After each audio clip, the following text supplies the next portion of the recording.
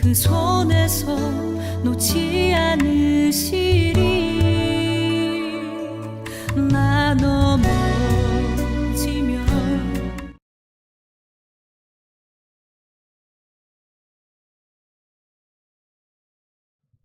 할렐루야. 예. 한 주간 잘 지내셨습니까? 우리 옆 사람과 같이 한번 인사해 보시죠. 한 주간 잘 지내셨나요? 예, 환영합니다. 또 오늘 교회 또 처음 방문하신 분들도 보이는데요. 예, 축복하고 환영합니다. 우리 같이 함께 다 같이 자리에서 일어나셔서 묵도하심으로 2부 예배를 하나님께 올려드리도록 하겠습니다.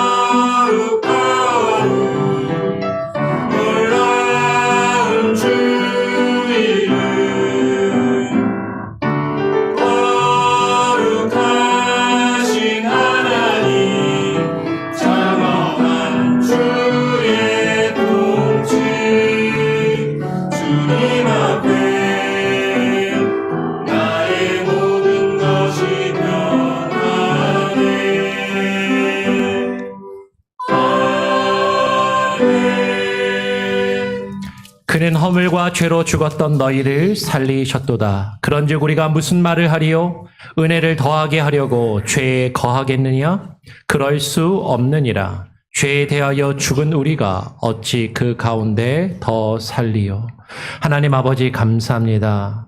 허물과 죄로 죽었던 우리를 살리시고 주의 백성, 주의 자녀 삼아주시며 하나님 앞에 나와 주님을 찬양하며 예배하며 주님의 은혜 아래 주님의 통치하심과 다스리심을 우리가 누리며 살아갈 수 있는 주의 백성 자녀로 이 자리 가운데 나와 하나님을 찬양하며 예배하게 하시니 감사합니다. 오늘 우리 예배 가운데 주님 홀로 좌정하여 주시고 우리가 어떠한 마음과 어떠한 뜻으로 이 자리 가운데 나왔을지라도 오직 주만을 바라보며 주만 높이며 찬양할 수 있는, 예배할 수 있는 귀한 예배의 시간이 되게 하여 주시옵소서. 아직까지 이 자리 가운데 함께하지 못한 우리 믿음의 성도들 이 자리를 기억하게 하여 주시고 하나님 이 자리로 속히 나오게 하시며 또한 각각의 사람들 어디에 있든지 무엇을 행하든지 하나님을 바라보며 각각의 자리에서 하나님을 예배할 수 있는 예배자의 모습으로 주님 앞에 서게 하여 주시옵소서. 우리 예배의 시작과 끝을 주님께 온전히 맡기고 의탁드리오며 우리 구주 예수 그리스도의 이름으로 기도합니다. 아멘. 우리 함께 찬양하죠. 찬송가 79장입니다. 주 하나님 지으신 모든 세계 함께 찬양하겠습니다.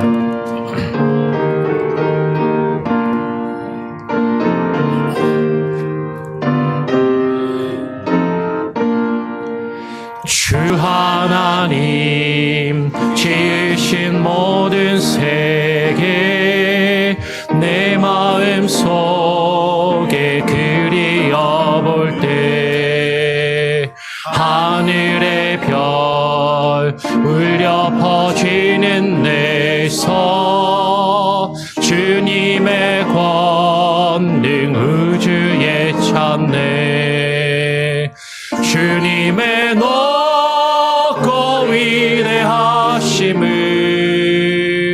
내 영혼이 찬양하네. 주님의 높고 위대하심을 내 영혼이 찬양하네. 숲속이나 험한 산 골짜기에서 지저귀는 저 새소리들과 고요하게 흐르는 시냇물을 주님의 솜씨 노래하도다. 주님의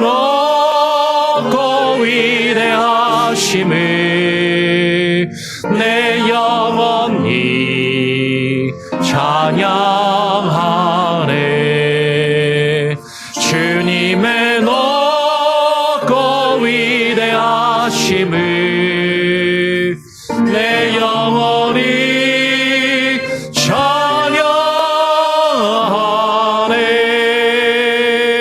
주 하나님 독생자 아낌없이 우리를 위해 보내주셨네. 십자가에 피 흘려 죽으신 주 내 모든 죄를 대속하셨네. 주님의 높고 위대하심을 내 영혼이 찬양하네. 주님의 높고 위대하심을 내 영혼이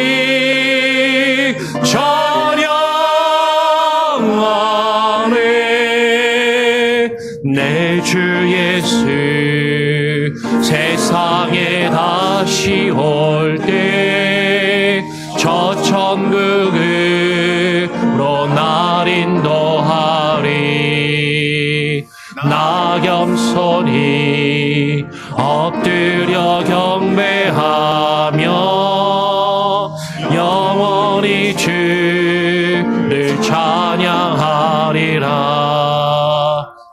주님의 높고 위대하심을 내 영혼이 찬양하네.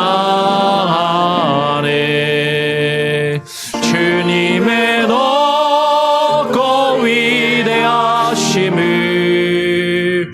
내 영혼이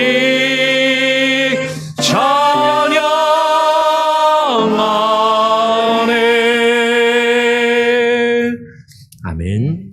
성시교독 36번입니다. 성시교독 36번을 함께 교독하도록 하겠습니다. 시편 90편 말씀입니다. 주여, 주는 대대에 우리의 거처가 되셨나이다. 산이 생기기 전 땅과 세계도 주께서 조성하시기 전 곧 영원부터 영원까지 주는 하나님이시니이다.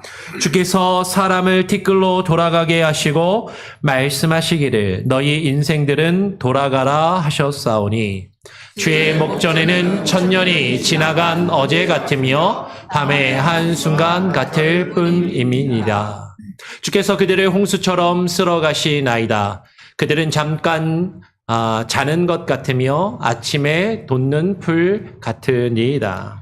푸른 아침에 꽃이 피어 자라다가 저녁에는 시들어 멈든거니라. 우리는 주의 노예에 소멸되며 주의 분내심에 놀라나이다. 우리의 죄악을 주의 앞에 놓으시며 우리의 은밀한 죄를 주의 얼굴빛 가운데 두셨사오니 우리의 모든 날이 주의 분노 중에 지나가며 우리의 평생이 순식간에 다하였나이다. 우리의 연수가 70이요 강건하면 80이라도 그 연수의 자랑은 수고와 슬픔뿐이요 신속히 가니 우리가 날아가나이다. 누가 주의 노여움의 능력을 알며 누가 주의 진노의 두려움을 알리이까. 우리에게 우리날 계수함을 가르치사 지혜로운 마음을 얻게 하소서. 아멘. 사도신경으로 우리의 신앙을 하나님과 또한 사람들 앞에 함께 고백하며 선포하며 나아가도록 하겠습니다. 전능하사 천지를 만드신 하나님 아버지를 내가 믿사오며 그 외아들 우리 주 예수 그리스도를 믿사오니 이는 성령으로 잉태하사 동정녀 마리아에게 나시고 본디오 빌라도에게 고난을 받으사 십자가에 못 박혀 죽으시고 장사한 지 사흘 만에 죽은 자 가운데서 다시 살아나시며 하늘에 오르사 전능하신 하나님 우편에 앉아 계시다가 저리로서 산자와 죽은 자를 심판하러 오시리라. 성령을 믿사오며 거룩한 공예와 성도가 서로 교통하는 것과 죄를 사하여 주시는 것과 몸이 다시 사는 것과 영원히 사는 것을 믿사옵나이다. 아멘. 예, 자리에 앉으셔서 찬송가 276장을 한 장 더 찬양하고요. 오늘 주일 예배를 위해서 김보경 집사님 대표로 기도해 주시도록 하겠습니다.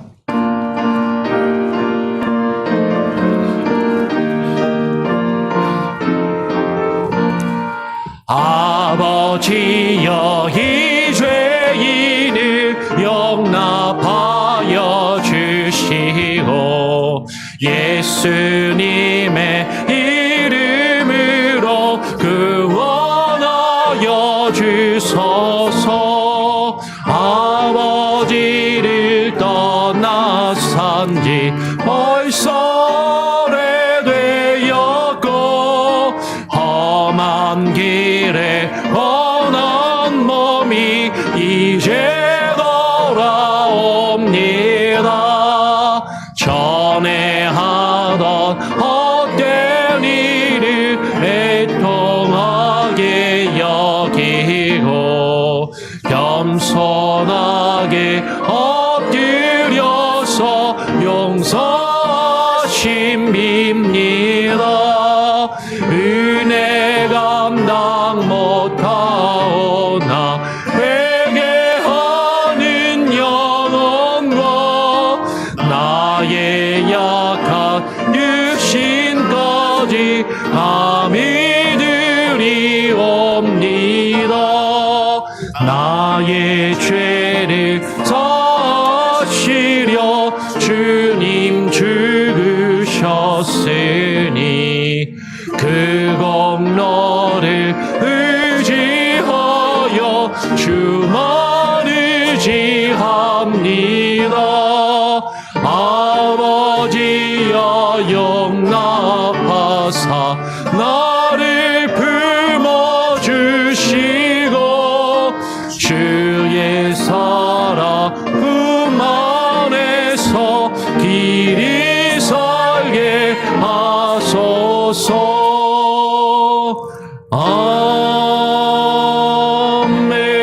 아멘. 예, 김보경 집사님 오늘 예배를 위해서 대표로 기도해 주시도록 하겠습니다.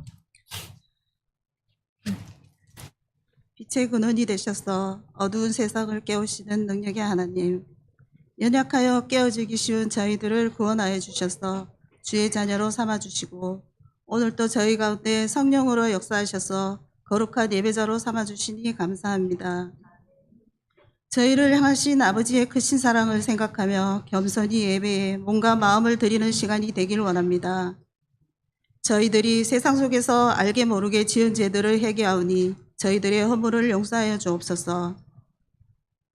우리 교회에 속한 여러 부서들과 여러 기관들을 기억하여 주셔서 교회를 세우는 일에 마음을 쏟을 수 있게 하시고 교회가 하나님의 뜻을 온전히 이루며 영광 돌리게 하시고 모이기에 힘쓰고 믿음의 교제를 나누며 예배의 찬송과 감사가 넘치게 하여 말씀 충만, 은혜 충만, 성령 충만한 교회가 되게 하여 주옵소서.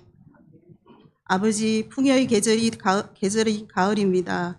앞다투듯 열매 맺는 곡식을 보며 하나님의 음성을 듣길 원합니다. 믿음의 좋은 열매 맺는 가을이 되게 하시고 우리 모두가 성령 충만하게 진실로 하나님의 영광이 넘쳐 흐르기를 원합니다. 목사님을 위해 기도드립니다. 단위에 세우신 목사님 영육간의 강건함을 주옵시고 듣는 성도들이 말씀을 통해 위로와 평안을 받게 하여 주옵소서. 이 모든 말씀 예수님 이름으로 기도합니다. 아멘.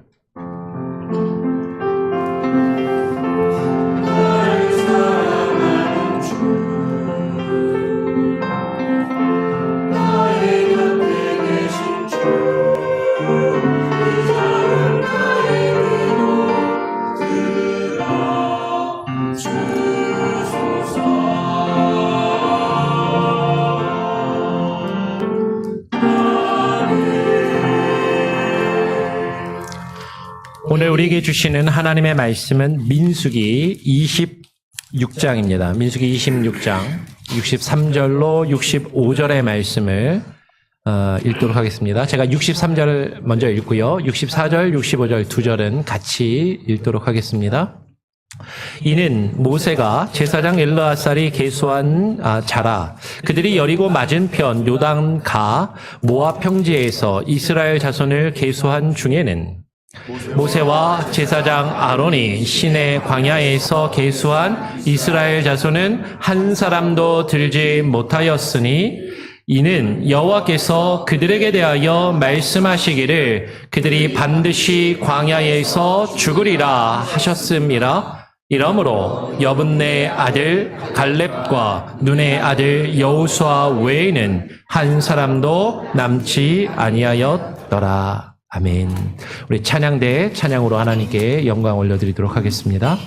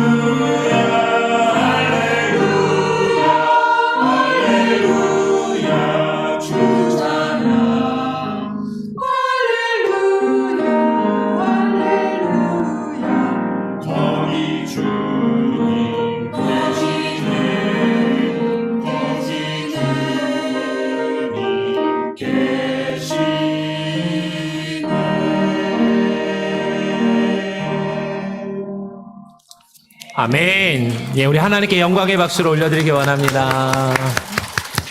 우리 한 번 더 옆 사람하고 인사해 볼까요? 예, 이 은혜의 자리 가운데 잘 나오셨습니다. 환영하고 예, 축복합니다. 우리 같이 함께 그렇게 인사하고요. 우리 한 번 더 같이 한번 인사해 보죠. 올해 표로 인사해 보겠습니다. 광야의 교훈을 기억합시다. 광야의 교훈을 기억합시다. 예. 제가 미국에 처음 올 때는요, 공부하러 왔습니다. 유학을 하러 왔는데, 제가 처음에 미국에 올 때는 목표가 어디였냐면, 하버드 대학에 가는 거였습니다. 아무도 안 웃으시네. 예.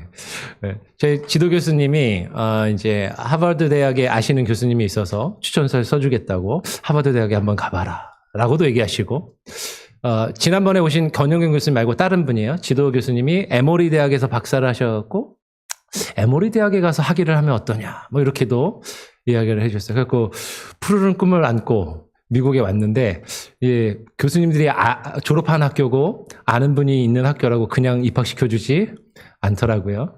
아무나 아이비리그의 명문대학에 가서 공부하는 게 아니구나라는 걸 미국에 와서 뼈저리게 느끼고 이제 다른 데서 이게 빙빙 돌다가 예, 여기까지 왔는데요. 그러면 우리 학생들이나 우리 부모님들이 자기 자녀들이 좋은 대학에 명문대학에 아이비리그 대학에 가서 공부하기를 많이 원하시잖아요. 그렇죠? 근데 아무나 명문대학에 들어가는 것이 아니라 그 대학이 바라는 어떤 기준이나 실력이나 능력을 갖추고 그것이 검증되고 확인된 사람만 거기에 이제 들어갈 수가 있죠. 물론 저도 하버드 대학에 가봤지만 그냥 가서 구경 삼아 이렇게 둘러보는 것하고 하버드 대학에 들어가서 입학을 해가지고 거기서 학생이 되어서 학칙에 따라서 공부를 하고 수업을 받고 그 학생의 그 캠퍼스의 일원이 되어서 함께 생활을 하는 것은 전혀 다른 차원의 문제다라는 것이죠. 어떤 곳에 들어갈 때 거기에 그냥 장소에 가는 것은 아무나 갈 수 있을지 모르지만 그것의 공동체 가운데 그것의 기준에 들어간다고 할 때는 분명히 그것에 합당한 자격이 갖추어진 검증된 사람이 그곳에 들어가게 되어 있어요. 오늘 우리가 읽은 말씀을 보면 하나님이 약속하신 땅, 그 가나안 땅에도 아무나 들어가는 것이 아니라 출애굽을 하였던 애굽에서 나왔던 60만 명의 사람들은 다 그곳에 들어가지 못하고 단 몇 사람? 2사람, 여호와와 갈렙 2사람만이 하나님이 약속하신 그 땅에 들어가서 그 땅을 누리게 되는 것을 보게 됩니다.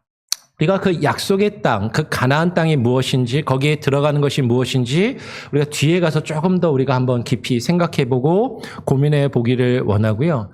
오늘 본문의 말씀을 통해서 지금 이 말씀이 통해서 그 하나님이 약속하신 그 가나안 땅에 누가 들어갈 수 있는가? 그 가나안 땅에 들어가서 그 땅을 보고 그 땅을 누리며 그 땅을 살아간다라는 것이 누구에게 주어지는 것인가? 왜 다른 이스라엘 백성들은 그 땅에 들어가지 못하였는가를 오늘 같이 한번 말씀을 통해서 함께 살펴보고 생각해보고 고민해보며 우리의 믿음과 우리의 신앙의 모습은 어떠한지를 한번 되돌아보기를 원합니다. 오늘 우리가 민수기 26장을 보고 있는데요. 민수기 26장의 사건은 이제 26장 제일 앞에서부터 보면 연병후회라고 그렇게 시작을 하죠. 연병후회라는 것은 우리가 앞서 지난번에 이제 말씀 집회 때문에 건너뛰었지만 앞에서 살펴보았던 것처럼 부엘에서 이스라엘 백성들이 모압 여인들과 행음하고 그리고 우상 숭배를 한 그 사건 때문에 하나님이 그 백성에게 진노하시고 그 백성에게 연병을 내리셔서 수많은 사람들이 죽고 심판을 겪은 이후에 오늘 하나님이 이 이스라엘 백성들을 향해서 모세와 아론에게 그 인구조사를, 2번째 인구조사를 하게끔 명령하시고 이스라엘 백성들의 인구조사를 2번째로 다시 실시한 내용이 26장, 민수기 26장 앞부분에 쭉 기록되어 있습니다. 오늘 우리가 읽은 65절의 말씀을 다시 한번 보니까 그 인구조사를 다 마친 다음에 이렇게 이야기하는 거죠. 인구조사를 다 마쳤어요. 그 결과를 쭉 이야기하고 이는 모세와 제사장 엘르아살이 계수한 자라. 이제 2번째로 모세와 아론이 그 인구조사를 한 거죠. 그들이 여리고 맞은편 요단가 모압 평지에서 이스라엘 자손을 계수한 중에는 이라고 얘기합니다. 여리고 땅은 하나님이 약속하신 가나안 땅의 안에 있는 땅이었어요. 여리고 땅이 가나안 땅인데 그 여리고를 바라보고 있는 여리고 맞은편에 요단강을 건너기 전에 가나안 땅에 들어가기 전에 요단강 앞에 펼쳐져 있는 여리고 그 가나안 땅을 마주한 모압 평지에서 그 가나안 땅을 바라보면서 가나안 땅에 들어가기 직전에 이스라엘 자손들을 2번째로 인구 조사를 하였다라는 것이죠.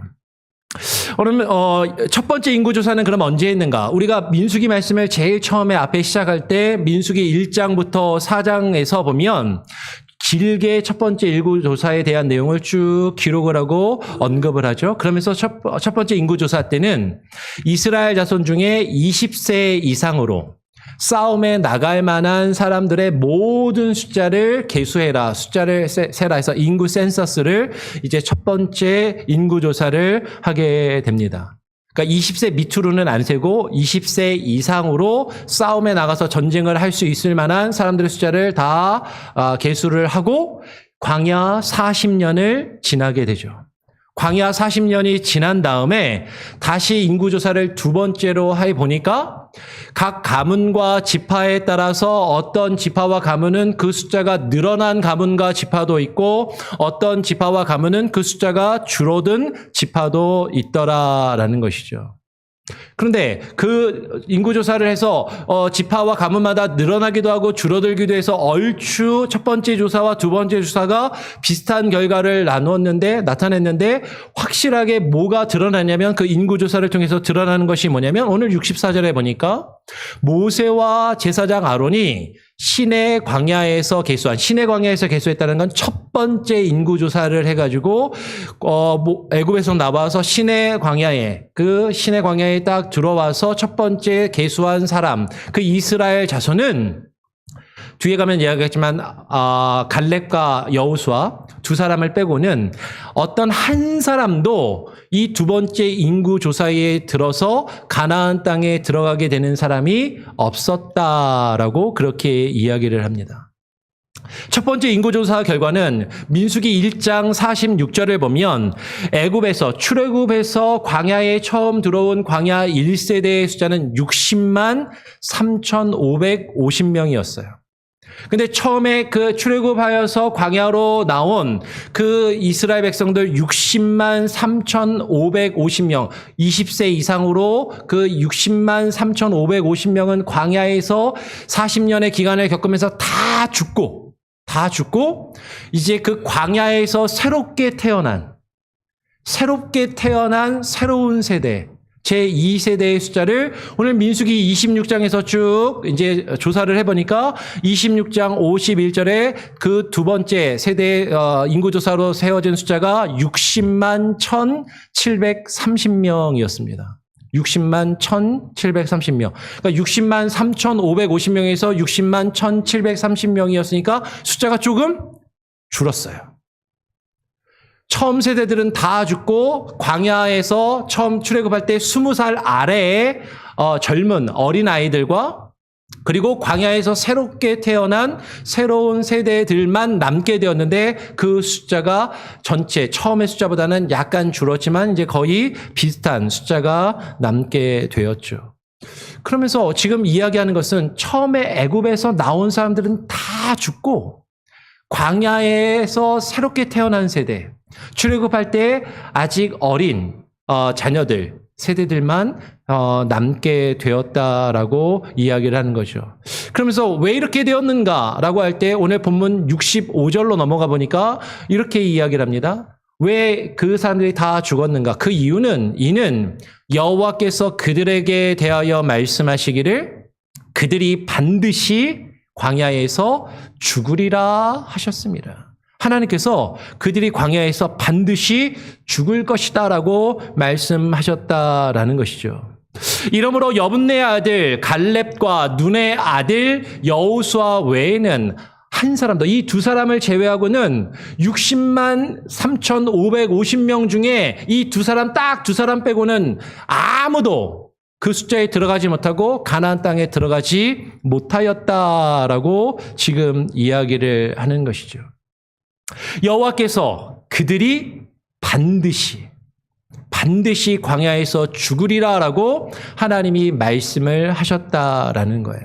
하나님께서 그러면 이런 말씀을 이스라엘 백성들이 반드시 광야에서 죽을 것이다라는 말씀을 어디서 말씀하셨는가? 민수기 14장에서 이 말씀을 하시는데 이 내용을 이해하려면 민수기 13장에서 이제 출애굽하였던 이스라엘 백성들을 대표해서 각 지파에서 한 명씩 대표를 뽑아서 가나안 땅에 12명의 정탐꾼을 보냅니다. 12명의 정탐꾼을 보낸 다음에 12명의 정탐꾼이 그 가나안 땅을 쭉 둘러보고 돌아와서 이스라엘 백성들에게 그 가나안 땅에 대해서 이야기를 하니까 그 이야기를 들은 이스라엘 백성들이 그 땅에 있는 백성들이 키가 거인 같고 엄청나게 강한 무기를 가지고 있고 힘이 세서 우리가 저들하고 싸웠다가는 우리가 다 죽게 생겼구나. 그리고 우리의 어린 자녀들과 부녀자들은 다 그들에게 사로잡혀서 종노릇하며 포로로 살게 되겠구나라고 하면서 모세와 아론을 향해서 하나님을 향해서 불평하며 원망하며 막 이제 죄를 지었던 것이죠. 그들이 가나안 땅을 정탐하고 온 사람들의 이야기를 듣고 하나님을 향해서 불평하고 원망하며 하나님 앞에 범죄를 하게 되니까 여호와께서 그들에게 말씀하신 거예요. 그들에게 말씀하신 내용이 오늘 민수기 14장 28절부터 하나님께서 이렇게 말씀하시는 것이죠. 그들에게 이르시기를 여호와의 말씀에 내 삶을 두고 맹세하노라. 내가 살아있음을 두고 하나님의 살아계심을 두고 하나님이 맹세하시기를 너희 말이 내 귀에 들린 대로 내가 너희에게 행하리라. 너희가 지금 가나안 땅에 정탐하고 돌아온 사람들의 말을 듣고 너희가 지금 내 앞에서 불평하며 원망하며 죄를 짓고 떠들어대는데 너희가 말하는 그 말이 내 귀에 들린 그대로 내가 너희에게 갚아주겠다. 너희에게 행하겠다라고 말씀하시면서 너희의 시체가 이 광야에서 엎드러질 것이다. 너희의 시체가 너희가 이 광야에서 죽게 될 것이다 라고 말씀하시는 것이죠. 그래서 너희 중에 20세 이상으로 계수된 자 중에 첫 번째 인구조사를 통해서 20살 이상으로 그 숫자가 세어진 그 사람들 중에 계수된 자, 그 사람들을 가리켜 뭐라고 표현하냐면 곧 나를 향한 하나님을 향하여 하나님을 원망한 자 전부가 여분네 아들 갈렙과 눈의 아들 여호수아 외에는 내가 맹세하여 너희에게 살게 하리라 한 땅에 결단코 들어가지 못하리라라고 하나님이 그들에게 말씀을 하신 거예요. 너희가 지금 나를 향해서 원망하며 불평하고 말하는데 나를 향하여 원망한 자 전부가 한 사람의 예외도 없이 여호수아와 갈렙 이 두 사람을 빼고는 결단코 내가 너희에게 맹세하여서 너희가 들어가서 살게 하겠다라고 한 그 땅에 결단코 들어가지 못할 것이다 라고 하나님이 그렇게 말씀을 하셨다라는 것이죠.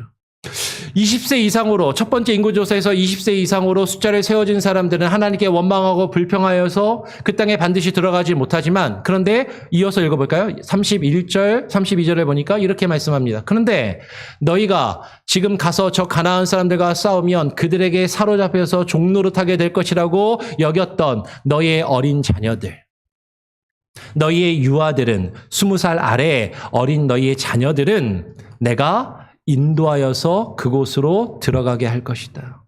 그리고 광야에서 새롭게 태어난 너희의 어린 자녀들은 너희가 싫어하던 그들은 너희가 싫어하던 땅을 보려니와 너희의 시체는 이 광야에서 엎드러질 것이요 라고 말씀을 하시는 것이죠. 이 말씀을 들으면 우리는 한편으로 이렇게 생각하기 쉬워요. 하나님 너무하시는 것 아니야?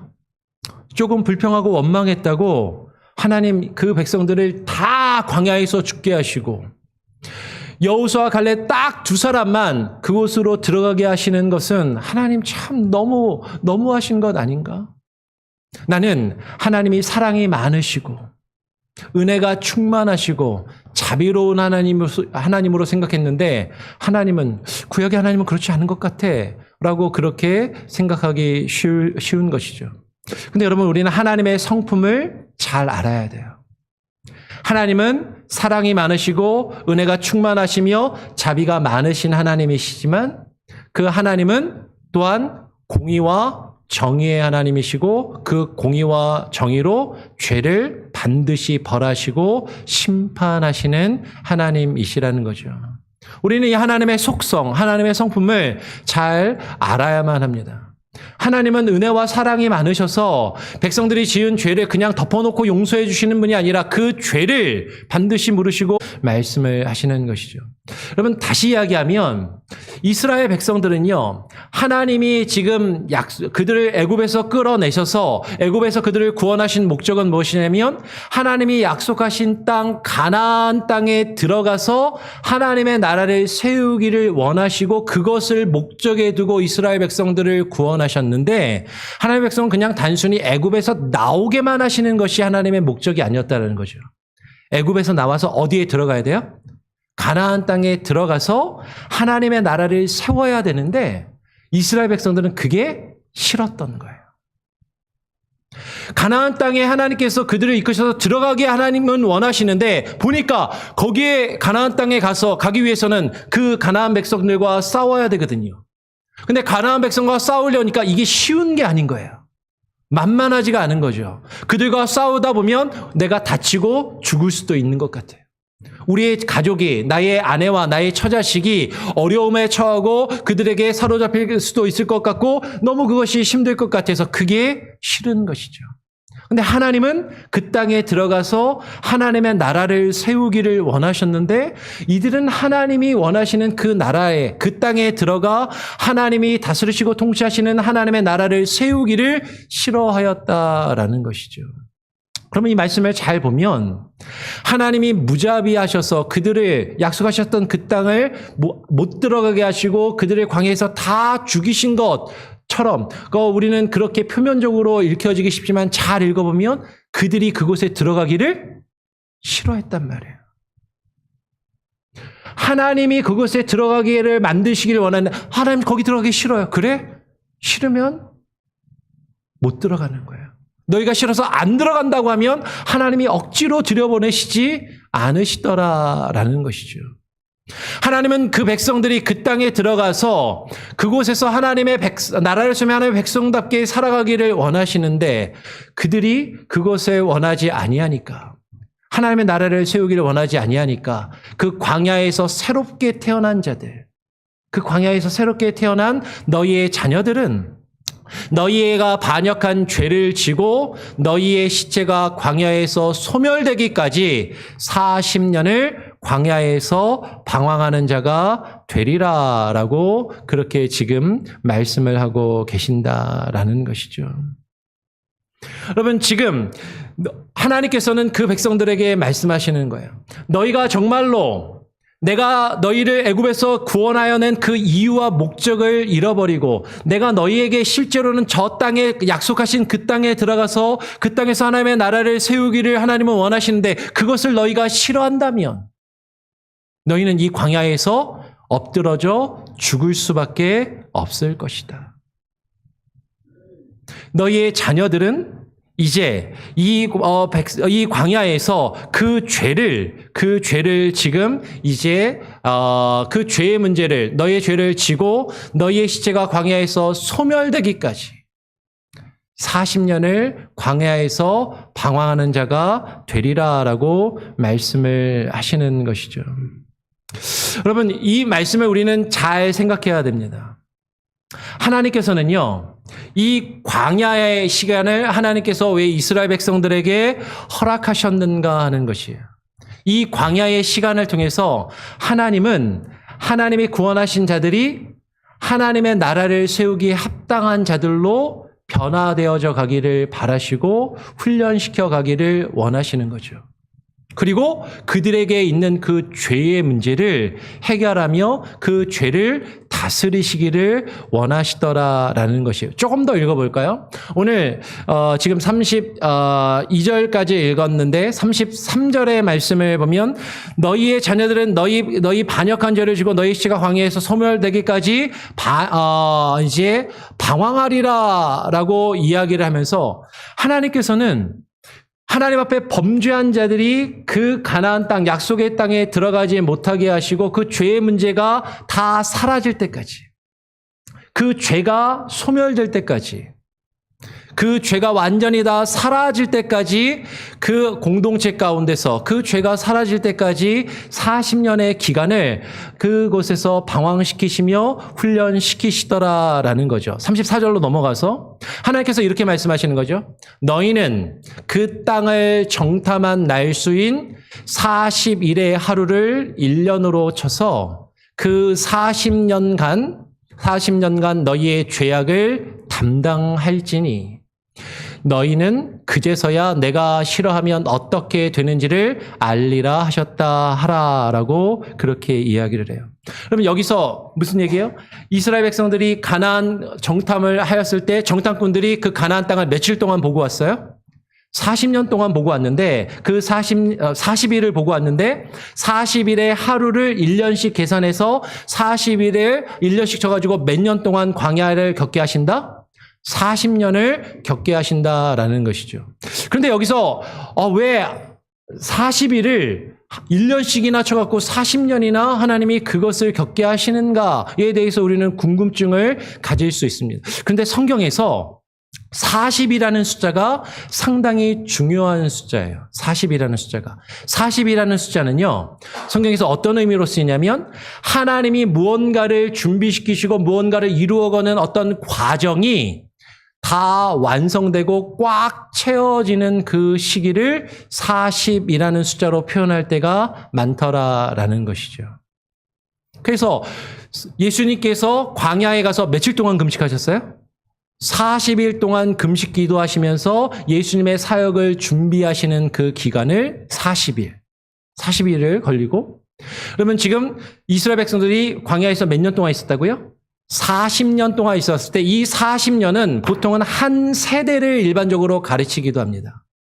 이 40년이라는 한 세대의 기간을 통해서 하나님이 이스라엘 백성들을 준비시키시며 하나님이 약속하신 땅에 들어가서 하나님의 나라를 세울 수 있도록 준비되도록 하는 그 기간을 40년을 하나님이 준비시키시는 거죠.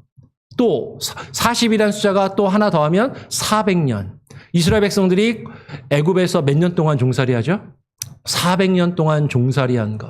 하나님이 그들을 준비시키시고 훈련시키시며 연단시키시는 어떤 시기나 기간을 가리켜 40일, 40년, 400년으로 성경은 표현할 때가 많더라라는 거죠.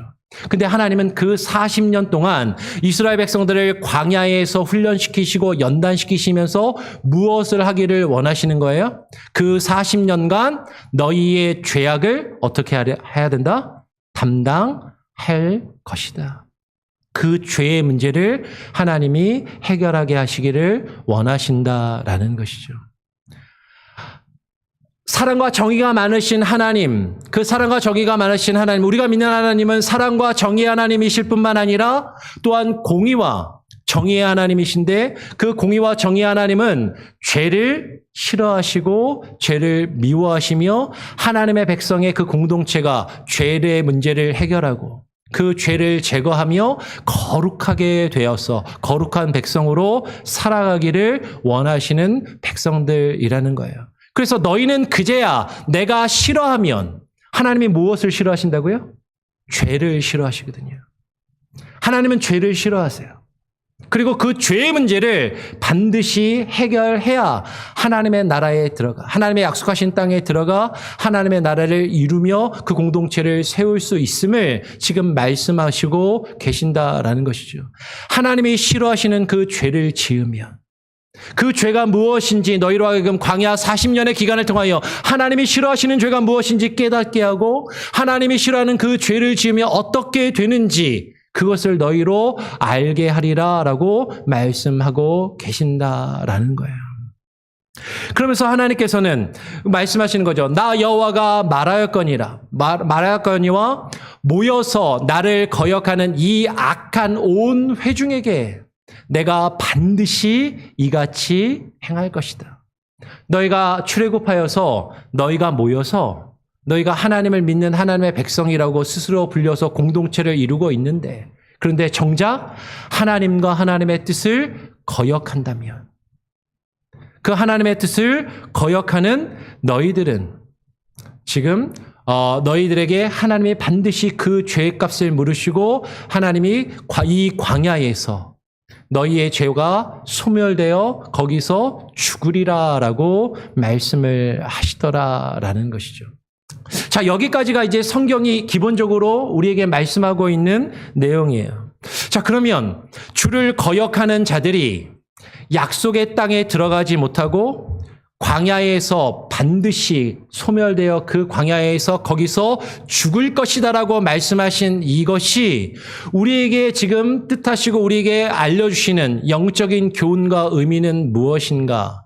우리는 이것을 깊이 고민하면서 묵상할 필요가 있는 것이죠. 여러분들 오늘 말씀해 보니까 여호수아와 갈렙 이 단 두 사람을 제외하고는, 여호수아와 갈렙 두 사람 외에는 심지어 우리가 성경을 통해서 보면 모세와 대제사장 아론까지도 그 약속의 땅에 들어가지 못해요. 그러면 이제 이런 궁금증을 가지고 실제로 성경 공부하다면 이렇게 물어보시는 분도 있어요. 목사님, 그러면 모세하고 아론은 구원 못 받은 건가요? 모세하고 아론은 죽어서 천국에 못 갔나요? 이렇게 질문할 수 있는 거죠. 실제로 그렇게 질문하시는 분들이 있어요. 아마 여러분도 그렇게 생각하실 거 아니에요. 지금 애굽에서 출애굽하여서 하나님께 처음 애굽에서 구원을 받은 그 이스라엘 백성들 60만 3,550명 중에 여호수아 갈렙 단 두 사람만 죽고 나머지 사람들은 다 죽고 단 두 사람만 그 하나님이 약속하신 땅에 들어갔다면, 그러면 이것이 우리가 죽어서 천국에 가는 것을 의미하는 것이라면 이거 심각한 거예요. 60만 3,550대 2. 엄청난 경쟁률입니다. 우리 교회 성도들, 우리 주일 예배 평균 출석이 한 50명 왔다 갔다 하는데 이 50명 중에 한 명 있을까 말까. 모세와 아론도 못 들어갔는데 저도 장담할 수 없는. 지금 이것을 그렇게 이해한다면 하나님의 구원은 너무 경쟁이 심하고 이 구원을 과연 누가 누릴 수 있을까 하는 것이죠. 그런데 여러분 잘 물론 이 가나안 땅에 들어가는 것을 구원을 얻고 천국에 가는 것이라고 이야기하시고 설명하시는 분들도 간혹 있습니다. 근데 이 가나안 땅은 우리가 가서 궁극적으로 누리게 될 그 영원한 하나님의 나라 천국 그 자체를 말하는 것이 아니라 이 가나안 땅은 이 땅에 있는 나라거든요. 이 땅에서 하나님의 나라가 세워질 것을 약속하신 땅이라는 것이죠. 가나안은 이 땅에 있는 것입니다. 이 땅에 있는 이 땅에 그 하나님의 나라가 세워지고 그 땅에 들어가 하나님의 나라를 세우며 하나님의 나라를 이루는 것. 많은 분들이 구원을 이야기하면 단순히 우리가 예수님을 믿고 죽어서 어디에 가는 것? 천국이라는 좋은 곳에 가는 것만을 생각하는 경우가 많은데, 물론 우리의 궁극적인 구원은 그렇게 완성될 것이지만 하나님께서 우리에게 주시는 구원은, 하나님께서 우리에게 주시는 하나님의 나라는 그보다 더 크고 더 넓은 개념인 것이죠. 우리가 주기도문을 통해서 어떻게 기도해요? 하늘에 계신 우리 아버지여, 하나님의 나라가 임하시오며, 하나님의 나라가 하늘로부터 이 땅에 임하기를 구하는 거예요. 이 땅에 임한 하나님의 나라, 그 하나님의 나라에 성경을 읽어보면 죽어서 간다라는 표현은 구체적으로 그렇게 표현된 표현은 없고, 우리 가운데 임한 하나님 나라에 들어간다라는 표현이 대부분이 아니라 다 그렇게 표현됩니다. 하나님의 나라가 임한다, 아니면 하나님의 나라에 들어간다. 하나님 나라에 이 땅에 임한 하나님의 나라에 들어가는 것이죠. 여러분, 지금 하나님 나라에 들어간다라는 것은 무엇을 이야기하냐면, 여러분, 하나님의 다스리심과 하나님의 통치하심이 있는 하나님의 나라, 그 하나님의 통치하심과 다스리심이 있는 하나님 나라에 들어가서 그 하나님의 통치하심과 다스리심을 누리며 주의 백성으로 살아가는 것을 이야기하는 것이죠. 그런데 이스라엘 백성들은 그것을 싫어했단 말이에요. 지금까지 내 뜻대로 살아오고 내가 원하는 삶의 모습을 가지고 살아왔었는데, 하나님 나라에 들어가려니까 내가 포기해야 되는 게 너무 많아. 내가 희생해야 되는 것이 너무 많아. 그곳에 들어가면 내가 버려야 될 것들이 너무 많고, 내가 원하던 내가 원하던 삶의 방향을 포기하며 하나님의 뜻대로, 하나님이 다스리시고 하나님이 통치하시는 대로 살아가야만 한다라는 것, 그게 이스라엘 백성들은 싫었단 말이에요. 그것을 싫어하는 자들은 결코 그곳에 들어갈 수 없다라는 것이죠. 누가 들어가요? 하나님이 나의 주인 되시고 왕 되심을 온전히 깨닫고 그것을 인정하며, 이제는 내가 살아오던 나의 삶의 방법과 나의 삶의 방향을 저버리고 하나님이 나를 다스리시도록, 하나님의 말씀이 나를 다스리시도록 나의 삶을 주님께 온전히 내어드리며 주께 맡기는 자들만이 하나님의 나라, 하나님의 나라를 다르게 표현하면 하나님이 다스리시고 통치하심 가운데 들어가서 하나님의 통치하심과 다스리심을 받는 주의 백성이 될 수 있다라는 거죠. 근데 하나님이 나를 다스리시고 내 삶을 하나님의 뜻대로 만들어 가시는 것을 싫어한다면, 그것은 하나님의 통치와 다스리심을 거부하며 하나님 나라에 들어가지 않는 자라는 거예요. 여러분, 그렇다면 여호수아와 갈렙, 이 두 사람은 어째서 광야에서 죽지 않고 약속의 땅에 들어갈 수 있었는가? 왜 모세와 아론은 그 가나안 땅에 들어가지 못하였는가? 민수기의 표현 그대로 하면 모세와 아론은 왜 가나안 땅에 들어가지 못했죠? 그 백성 앞에 여호와의 거룩하심을 나타내지 아니하였기 때문이다. 하나님께서는요, 하나님의 나라를 이루는 하나님의 백성들이 하나님의 거룩하심을 나타내기를 원하시는데, 그 하나님의 거룩하심을 나타내지 않는 자들은 이 땅에 임한 하나님의 나라에 들어갈 수가 없는 거예요. 우리 가운데 임한 하나님의 나라에 들어가 하나님의 다스리심과 통치하심을 누리며 그것을 경험할 수가 없는 것이죠. 그 하나님이 우리에게 말하시는 그 거룩함을 우리가 가지며 하나님의 말씀에 순종하는 자만이 그 하나님의 나라, 하나님의 약속하신 땅, 그 하나님의 통치하심과 다스리심 안으로 들어갈 수 있는 것이죠. 민수기 14장 23절에서 24절의 말씀을 한번 보겠습니다. 23절 앞에 보면 어떤 내용이 있냐면 이런 내용이 있어요. 하나님께서 말씀하시는 거죠. 나를 시험하고 내 목소리를 청종하지 아니한 그 사람들을 향해서 하나님 말씀하십니다. 내가 그들의 조상들에게 맹세한 땅을 결단코 보지 못할 것이요. 누가 보지 못한다고요? 하나님의 말씀에 기울이지 않고 주의 말씀을 듣고 순종하지 않던 그들은 그 조상들에게 하나님이 약속하신 그 땅을 결단코 보지 못할 것이요. 또 나를 멸시하는 사람은 하나님과 하나님의 뜻을 멸시하며 여전히 자신의 뜻대로 살아가려고 주장하며 고집하는 사람들은 결단코 한 사람도 그것을 하나님의 나라를, 이 땅에 임한 하나님의 나라, 하나님의 통치하심과 다스리심, 그것을 보지 못하고 죽게 될 것이다. 그러나 내 종 갈렙은 그 마음이 그들하고는 달라서 하나님의 말씀을 듣지 않고 청종하지 아니하며 순종하지 않던 사람들, 나를 멸시하며 하나님의 뜻과 하나님의 주권, 하나님의 다스리심과 통치하심을 멸시하며 자기 뜻대로 자기 마음대로 살아가던 그 사람들과는 그 마음이 달라서 여호수아와 갈렙은 나를 온전히 따랐은즉 그가 갔던 땅으로 내가 그를 인도하여 드리리니 그의 자손이 그 땅을 차지하리라라고 말씀을 하시는 것이죠. 여기서 우리가 조금 오해할 수 있는 표현이 이거죠. 여호수아와 갈렙이 여호와를 온전히 따랐은즉. 그러면 여호수아와 갈렙은 어떤 실수도 하지 않고 잘못도 하지 않고 온전히 주님을 따르면 완벽한 사람이었는가? 근데 성경은 우리에게 그렇게 이야기하는 것 같지는 않아요. 창세기에 보면 노아라는 사람을 가리켜 당대의 의인이요 완전한 자라고 평가하고 있지만 그 노아도 어떻게 해요? 술을 먹고 실수하고 잘못을 행하기도 합니다. 여러분, 여기서 갈렙이 온전히 주님을 따랐다는 것은 어떤 실수나 잘못도 하지 않고 하나님의 말씀을 모든 것을 다 이루었다라기보다는 이스라엘 백성들이 하나님의 주권, 그의 왕되심을 깨닫고 인정하며 주님의 뜻대로 살아가며 주님의 통치하심과 다스리심 안으로 들어가 살기를 거부하였던 것과는 달리 이 여호수아와 갈렙은 때로는 실수하고 때로는 잘못하고 때로는 넘어져도 하나님이 나의 주인 되시고 나의 왕 되심을 깨닫고 인정하며 그 하나님이 나를 다스리시고 하나님이 나를 통치하시며 하나님의 뜻 안에 살아가기를 순종하는 마음으로 자신의 삶을 그분께 내어드린 자들, 그들만이 하나님이 약속하신 그 땅에 들어갈 수 있게 된다라는 것이죠.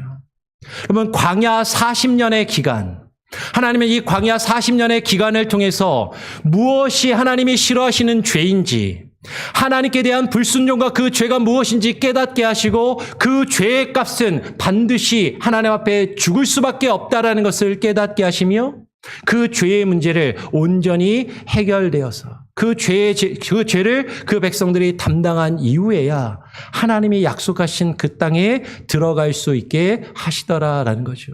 여러분, 이 광야 40년은요, 하나님께서 하나님의 백성을 구원하시는 구원의 과정이고 구원의 여정입니다. 이스라엘 백성들은 애굽에서 나오면 그냥 바로 가나안 땅에 들어갈 거라고 생각했지만, 애굽에서 나오면 그냥 가나안 땅에 빨리 그냥 들어가기를 바라였지만, 하나님은 애굽에서 구원하신 그 백성들을 그렇게 가나안 땅에 바로 보내시는 것이 아니라 광야의 40년의 기간을 통하여 그들을 다듬어 가시고 그 죄의 문제를 해결해 가시는 그 과정을 겪으시더라라는 것이죠. 여러분, 신약의 시대를 살고 있는 우리에게도 이것은 동일한 것이에요. 우리가 이 광야 이스라엘 백성들이 겪었던 이 광야의 삶은 우리의 인생과도 같은 것이죠. 우리가 광야와 같은 우리의 인생의 길을 걸어가면서 하나님께서 우리에게 바라시는 것은 이 광야의 삶을 통하여 우리가 죄를 깨닫고 그 죄의 문제를 주님 앞에 내려놓으며 이 죄의 문제를 하나님이 해결하시기를 원하시는 거죠. 그리고 우리가 그 죄에 대하여 죽기를 원하십니다. 그 죄에 대하여는 죽고 하나님의 통치와 다스리심 가운데 하나님께서 주시는 의를 누리며 살아가는 그 의에 대하여 사는 주의 백성으로 살기를 바라시더라라는 것이죠. 베드로전서 2장 24절에 보면 이렇게 말씀해요. 여기서 주어가 생각되지만 그리스도이십니다.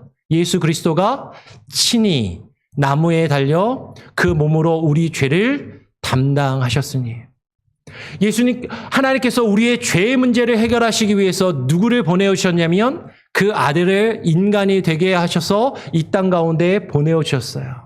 그 예수님이 이 땅에 오셔서 친히 나무에 달려 십자가에 달려 자신의 몸으로 우리의 죄를 담당하시는 희생의 제물이 되셔서 우리의 죄를 담당하셨습니다. 이스라엘 백성들이 광야 40년을 통하여 그들의 죄를, 그들이 그 가운데 죄를 담당하며 죄값을 치루었듯이, 여러분, 우리의 죄는요, 우리의 죄값은 하나님 앞에 죽을 수밖에 없는 것이에요.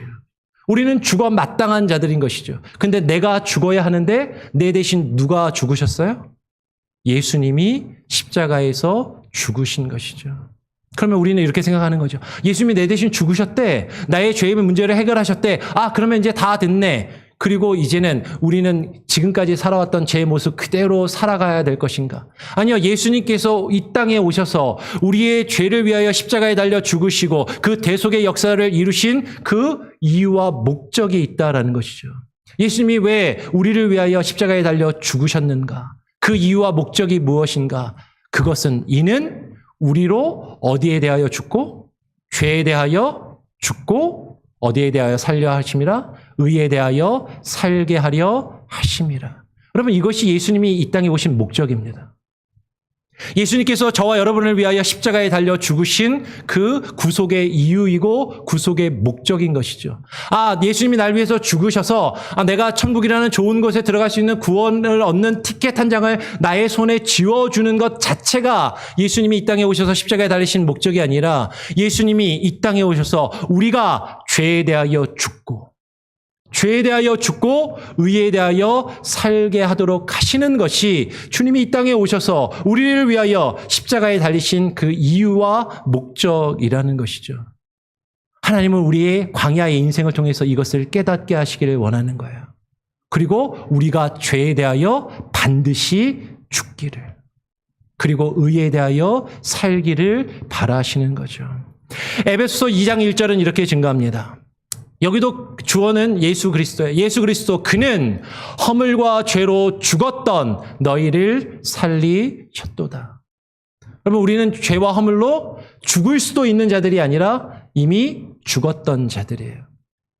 어떻게 보면 이건 수사적으로 죽어 마땅한 자들이다라는 표현일 수도 있고, 이것은 영적으로 우리는 죽은 자들이라는 거죠. 우리의 죄와 허물의 결과는 죽을 수밖에 없는 것입니다. 그런데 누가 우리를 살리셨어요? 예수 그리스도께서 우리를 살리셨단 말이에요. 이게 지난번에 말씀 집회를 통해서 권영경 교수님도 오셔서 설명하셨는데 2장 1절에 우리말로는 그는 허물과 죄로 죽었던 너희를 살리셨도다 이렇게 번역되어 있지만, 원문을 보면 그가 살리셨다라는 내용은 1절에는 없습니다. 영어를 한번 보세요. 영어에도 보면 그가 우리를 살리셨다라는 내용은 없죠. 그냥 영어로 보면 And you were dead in the trespasses and sins. 죄와 허물로 너희는 죽었다. 하나님은 우리가 광야의 인생길을 통해서 죄와 허물로 죽어 마땅한 자들임을 깨닫게 하시고 그 죄의 값으로 우리를 죽게 하시는 것이죠. 근데 우리가 죽는 대신 누가 죽으셨어요? 예수님이 죽으셔서 우리를 살리셨다라는 요 표현은 뒤에 가서 5절에 가서 요 동사가 나오는 거죠. 권영규 교수님도 설명해 주셨지만, 사실 이 에베소서의 말씀은요, 우리가 죄와 허물과 죄로 죽었던 자들, 죽어 마땅한 자들임을, 죽을 수밖에 없는 자들임을 이야기하고, 그것을 하나님이 우리의 광야의 인생길을 통해서 깨닫게 하시고 우리가 죄 가운데 죽게 하시더라라는 거죠.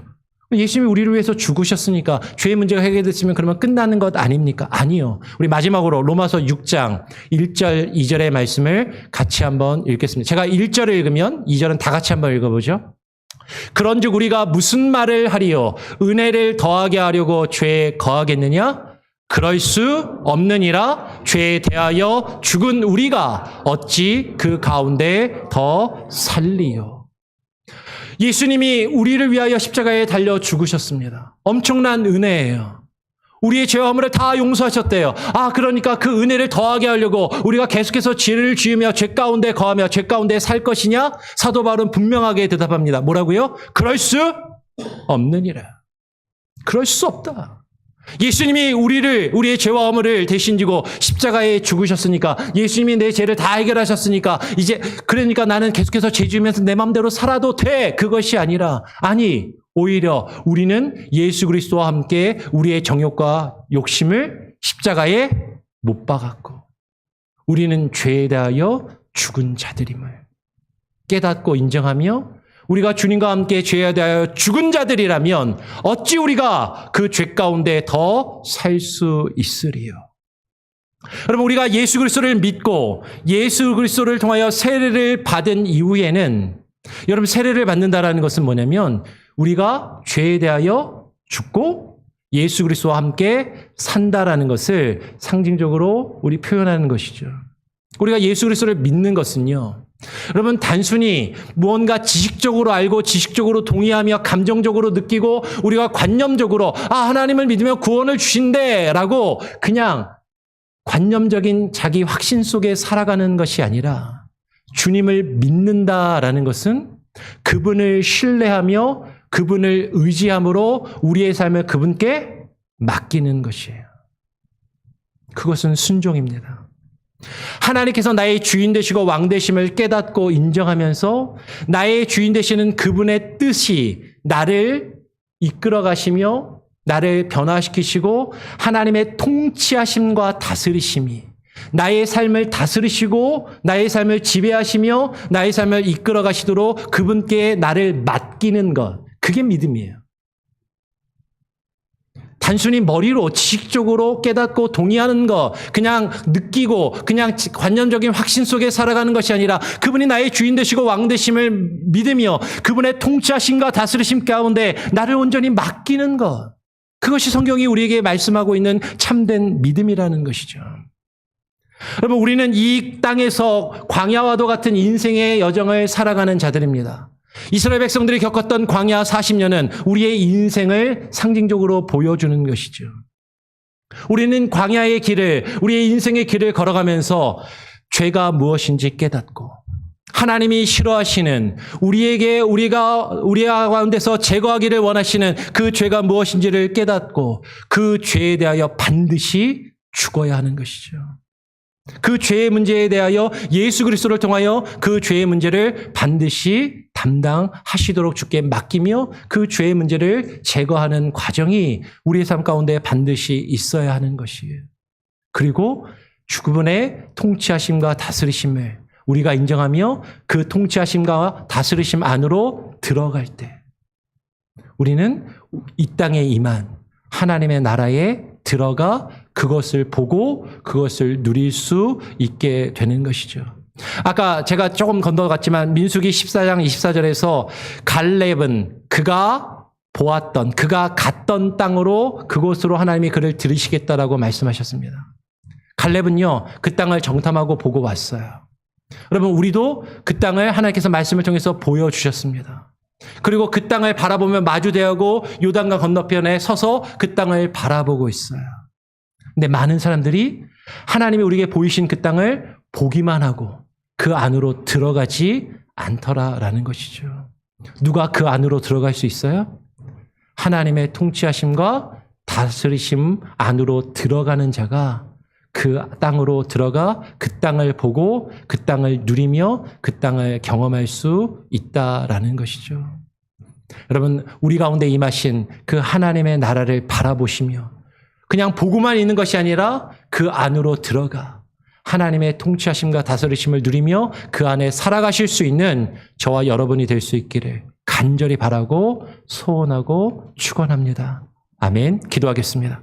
하나님 아버지 감사합니다. 오늘 이 시간에 우리를 불러주셔서 우리가 반드시 우리의 광야와도 같은 우리의 인생의 길을 걸어가며 반드시 광야에서 우리가 죄에 대하여 죽어야 함을, 예수 그리스도와 함께 십자가에 우리의 정욕과 욕심을, 우리의 죄와 탐심을 못 박아야 함을, 그리고 우리는 죄에 대하여 죽고 하나님이 우리에게 바라시는 의, 하나님의 말씀과 통치와 다스리심 가운데 우리 자신을 내어드리며 주께 맡겨드려야만 함을 깨닫게 하시고, 그렇게 우리의 광야의 삶을 통하여 하나님이 원하시는 하나님의 백성으로 새로워져 갈 수 있도록, 새롭게 태어날 수 있도록 하나님 우리를 인도하여 주시옵소서.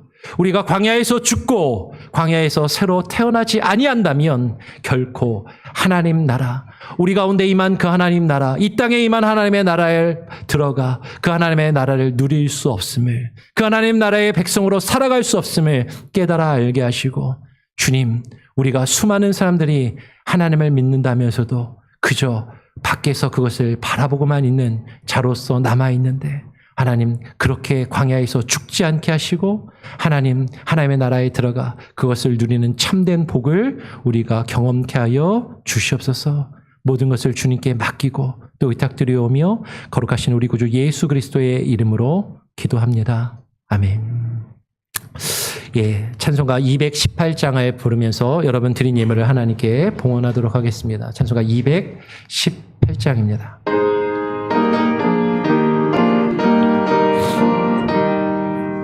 내 맘과 정성을 다하여서 주 너의 하나님을 사랑하라. 내 몸을 아끼고 사랑하되 주 때를 허영 그것을 사랑하라. 주께서 우리에게 명하시니 그 명령 따라서 살아가리. 널 미워 해치는 원수라도 언제나 너 그렇게 사랑하라. 널 핍박하는 자 위에서도 신실한 마음으로 복을 빌라. 주께서 우리에게 명하시니 그 명령 따라서 살아가리. 나 항상 주님을 멀리하고 형제를 사랑하지 못하였다. 이러한 죄인을 사랑하사 주께서 몸버려 죽으셨다. 속죄의 큰 사랑 받으니모 내 생명 다 바쳐 충성하리.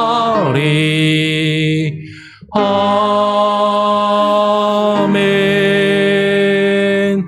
하나님 아버지 감사합니다. 오늘 우리 성도들 마음과 정성을 다하여 주께 드리는 예물을 주님 기뻐 받아 주시옵소서.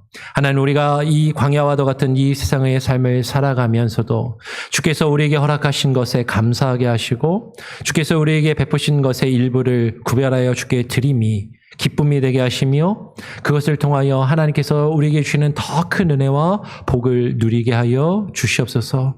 하나님, 우리 성도들의 마음과 삶 가운데 주님 함께하여 주시고 이들의 기도의 제목과 간구와 소원을 들으시며 응답하여 주시고 하나님, 때를 따라 필요를 따라 공급하여 주시는 은혜와 또 병든 자들을 위하여 아파하는 가족들을 위하여 기도하는 그 기도를 들으시고 응답하시며 치유의 능력을 나타내 주시옵소서. 마음이 상한 자들 위로하시고 붙드시고 회복하여 주시옵소서. 우리 성도들이 드린 이 예물이 하나님의 나라와 주의 교회가 맡기신 사역들을 감당하는데 바르게 사용될 수 있도록 하나님께서 주장하시고 하나님께서 역사하시며 일하시기를 간절히 소원하오며 우리 구주 예수 그리스도의 이름으로 기도합니다. 아멘.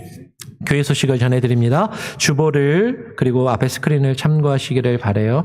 마태복음 25장 운동 기억해 주시고 계속 여러분 힘써 주시고요. 새벽 예배와 수요 예배에도 많이 참여해 주시고 함께 해 주시기를 부탁을 드립니다. 다음 주는 10월 첫째 주일입니다. 구역 인도자 성경 공부 모임이 있습니다. 기억해 주시고 함께 해주시고요. 10월 또 13일에는 교사 모임, 주일학교 교사 모임이 있습니다. 그리고 10월 달에 10월 20일에 재직기가 있습니다. 2, 3분기 정기 재직기가 10월 20일에 계획되어 있고 재직기 전에 당회로 모일 수 있도록 그렇게 하겠습니다. 재정부에서는 그 전에 준비를 해주시기를 부탁을 드립니다. 그리고 10월 마지막 주일은 종교개혁 기념주일로 지킵니다. 세상에 많은 사람들은 할로윈데이로 축제를 벌이지만 우리는 종교개혁을 기념하는 교회, 우리 개신교회의 생일로 우리가 함께 또 축하하며 이날 또 성찬식을 가지도록 하겠습니다. 준비해 주시기를 부탁을 드리고요. 생명의 삶, 개인 큐티 시간을 여러분 계속해서 가져주시고 여러분 또 큐티 모임도 함께 해주시기를 부탁을 드리겠습니다. 오늘 교회를 방문해 주신 분들이 계시는데 그냥 가시지 마시고요. 오늘 빵이 있습니까? 네, 밥은 마지막 주일에 밥은 없는데요. 간단한 빵이랑 다과 있으니까 조금 같이 나누셔서 인사 나누시고 교제하시고 가시면 좋겠습니다. 혹시 다른 광고 내용이나 함께 나누실 말씀 있으신가요?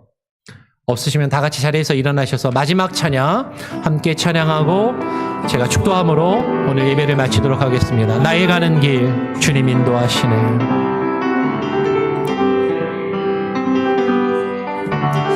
나의 가는 길 주님 인도하시네. 그는 보이지 않아도 날 위해 일하시네. 그 나의 인도자 항상 함께 하시네. 사랑과 힘 베푸시며 인도하시네. 인도하시네. 나의 가는 길 주님 인도하시네. 그는 보이지 않아도 날 위해 일하시네. 주 나의 인도자 항상 함께 하시네. 사랑과 힘 베푸시며 인도하시네. 인도하시네. 광야의 길을 만드시고 날 인도해. 사막의 강 만드신 것 보라. 하늘과 땅 변해도 주의 말씀 영원히 내 삶 속에 새 일을 행하리. 나의 가는 길 주님 인도하시네. 그는 보이지 않아도 날 위해 일하시네. 주 나의 인도자 항상 함께 하시네. 사랑과 힘 베푸시며 인도하시네. 인도하시네.